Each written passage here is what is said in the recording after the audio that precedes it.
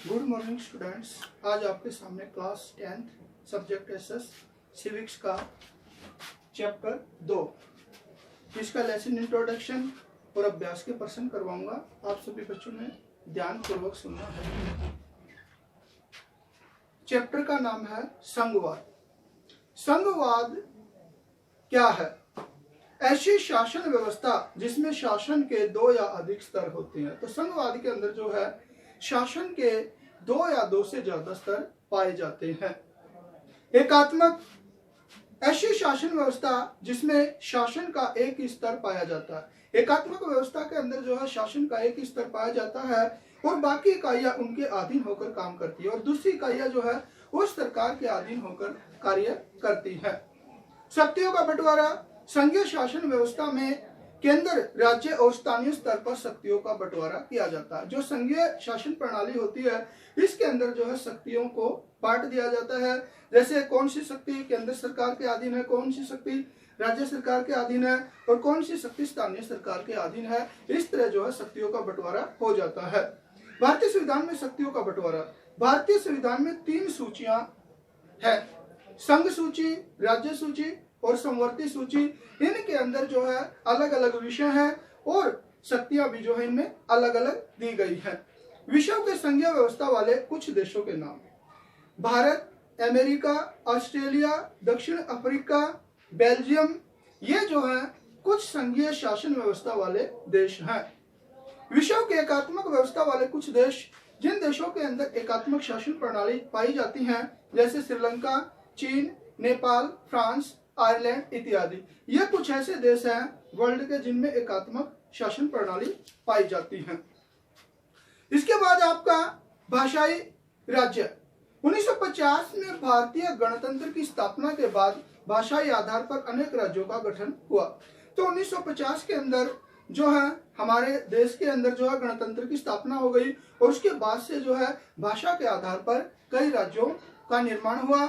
1 नवंबर 1966 को हरियाणा राज्य का गठन भी इसी आधार पर हुआ। यानी कि भाषा के आधार पर ही जो है 1 नवंबर 1966 को पंजाब का हिस्सा काट के हरियाणा राज्य बनाया गया। भारत की भाषा नीति। भारत के संविधान में किसी एक भाषा को राष्ट्रभाषा का दर्जा नहीं दिया गया। भारत के अंदर जो है 21 भाषाओं को और मान्यता दी गई है। हिंदी भाषा राज्य भाषा है, लेकिन इसके अलावा जो है 21 और भाषाएं हैं जो देश का कोई भी नागरिक जो है इन भाषाओं के अंदर अपना जो है जैसे बड़ी परीक्षाएं होती हैं आईएएस वगैरह की, वे जो है इन भाषाओं के अंदर दे सकता है। यानी 21 और भाषाओं को मान्यता है। गठबंधन सरकारें 1989 के बाद से लोकसभा में किसी एक पार्टी को स्पष्ट बहुमत नहीं प्राप्त हुआ, जिसकी वजह से राज्य स्तर के अनेक क्षेत्रीय दलों को मिलाकर केंद्र की सरकार बनती है। यानी कि 1989 के बाद जो है किसी भी राजनीतिक पार्टी को जो स्पष्ट बहुमत नहीं प्राप्त हुआ, जिसकी वजह से जो राज्य क्षेत्रीय दल हैं उनको मिला के जो है सरकार बनाई जाती है, जिससे राज्यों का महत्व और बढ़ गया, जिसकी वजह से जो क्षेत्रीय दल हैं उनका महत्व और ज्यादा बढ़ गया है। हालांकि 2014 और 19 के लोकसभा चुनाव में भाजपा पार्टी को स्पष्ट बहुमत प्राप्त हुआ। यानी कि लगभग स्पष्ट बहुमत मिल गया था 2014 और 2019 को भारतीय जनता पार्टी को। फिर भी पार्टी ने गठबंधन सरकार की स्थापना की, लेकिन उसके बाद भी जो है गठबंधन करके ही जो है सरकार बनाई गई। भारत में विकेंद्रीकरण।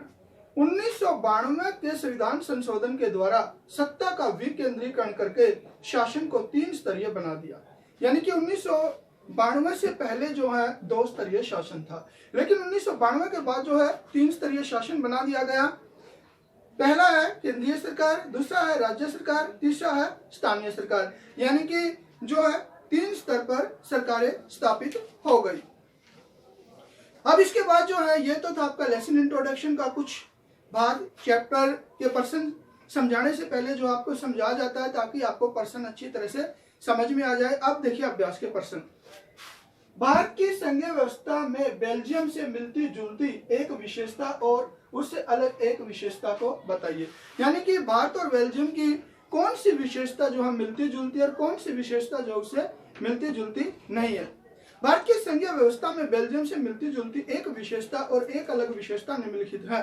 समान विशेषता, भारत और बेल्जियम दोनों देशों की संघीय व्यवस्था में केंद्र और राज्यों के बीच शक्तियों का बंटवारा किया गया है। यानी भारत में भी बेल्जियम में भी जो है केंद्र और सरकार के अंदर शक्तियां बांटी गई है, अलग अलग शक्तियां दी गई है। दोनों ही देशों के संविधान में केंद्र और राज्य स्तर पर सरकार के कार्यों और शक्तियों का वर्णन किया गया है। तो दोनों देशों के संविधान में जो है केंद्र और राज्य स्तर पर जो है क्या उनके कार्य हैं, क्या उनको शक्तियां दी गई है, ये जो है साफ तौर पर बता दिया गया है। भिन्न विशेषता, बेल्जियम की संघीय व्यवस्था में सभी राज्यों को समान अधिकार प्राप्त है। तो जो बेल्जियम देश है, यूरोपीय महाद्वीप का देश है ये, उस देश के सभी राज्यों को बराबर अधिकार है। किसी राज्य के पास कोई विशेषाधिकार नहीं, किसी भी राज्य के पास कोई विशेषाधिकार नहीं है। लेकिन भारत की संघीय व्यवस्था में जम्मू और कश्मीर राज्य को अलग विशेषाधिकार प्राप्त है। लेकिन जो भारत की संघीय व्यवस्था है उसके अंदर जम्मू और कश्मीर को जो है अलग विशेषाधिकार प्राप्त था। इस राज्य का अपना अलग संविधान है, परंतु 19 धारा 370 से पहले जो है जम्मू कश्मीर का अपना अलग संविधान था।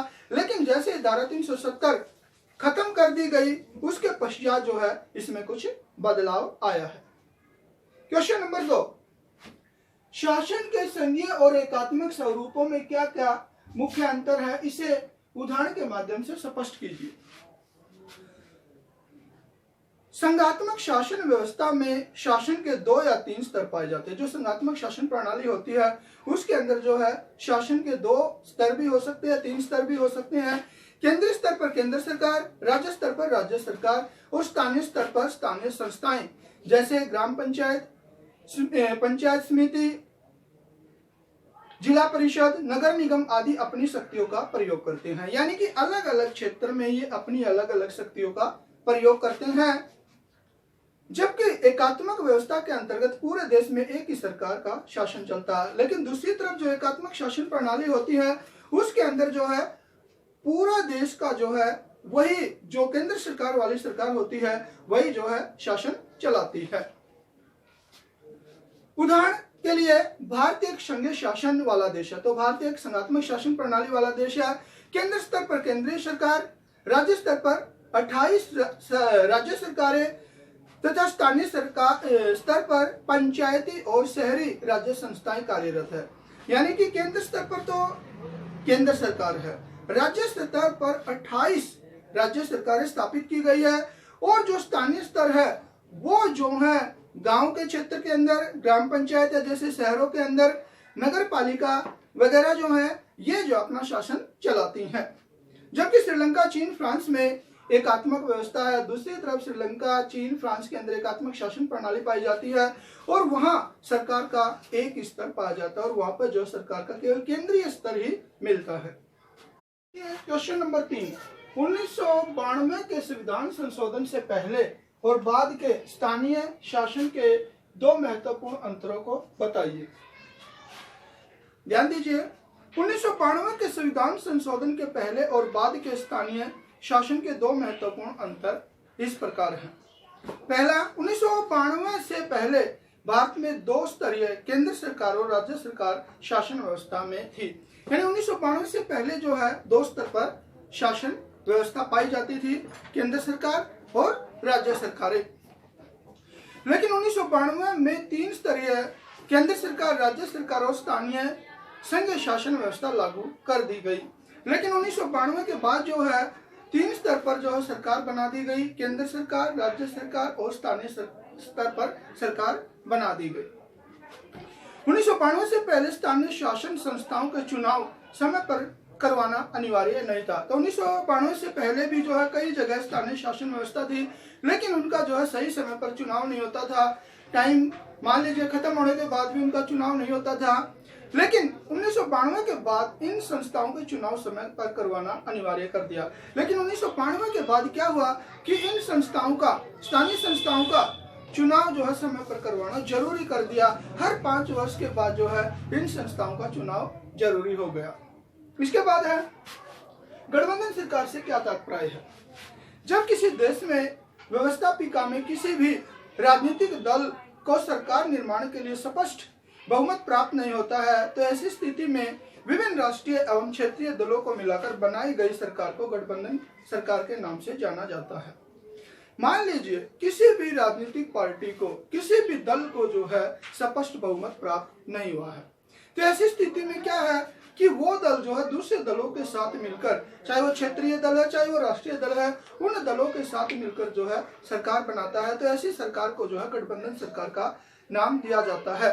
जैसे भारत में वर्तमान में राष्ट्रीय लोकतांत्रिक गठबंधन के नेतृत्व में बनी सरकार गठबंधन सरकार का ही उदाहरण है। आज जो हमारे देश के अंदर भाजपा सरकार बनी हुई है वो गठबंधन सरकार ही है।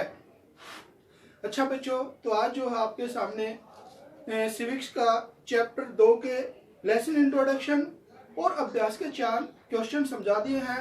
बाकी के जो क्वेश्चन बचते हैं वे मैं जो है आपको अगली वीडियो में समझाऊंगा। ये सभी प्रश्न आपने कॉपी में भी लिखने हैं और याद भी करने हैं। धन्यवाद।